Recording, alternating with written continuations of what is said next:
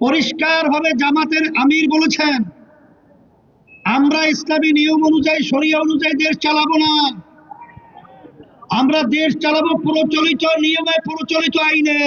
2026 ফেব্রুয়ারি 12 তারিখ যে নির্বাচনে প্রতিদ্বন্দ্বিতা করছেন, সেই জোটটা হলো জামাতের নেতৃত্বে, এখন বলা হয় 11 দলীয় জোট। তার নেতৃত্বে, জামাতের নেতৃত্বে 11 দলীয় জোট। জামাতের আমির সহ বিভিন্ন পর্যায়ের নেতারা পরিষ্কারভাবে বলেছে, তারা ক্ষমতায় যেতে পারলে তারা ইসলাম অনুযায়ী দেশ চালাবে না, তারা দেশ চালাবে প্রচলিত আইনের মাধ্যমে।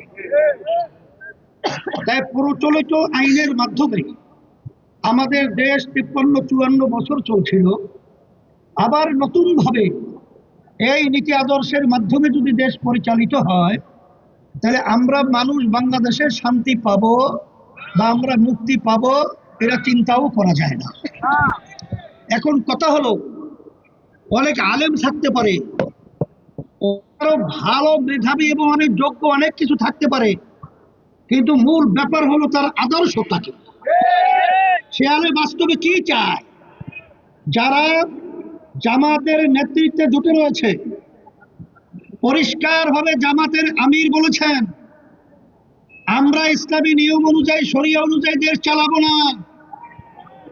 আমরা দেশ চালাবো প্রচলিত নিয়মে, প্রচলিত আইনে। এখন অনেকে হয়তো বা বলতে পারেন, আমাদের প্রার্থী তো আলেম না, আমাদের আলেমের কদর, আমাদের আলেমের ইজ্জত করতে হবে। হ্যাঁ, আলেমের ইজ্জত আমরা করব, কিন্তু নীতি আদর্শের ব্যাপারে কোনো ইজ্জত নয়।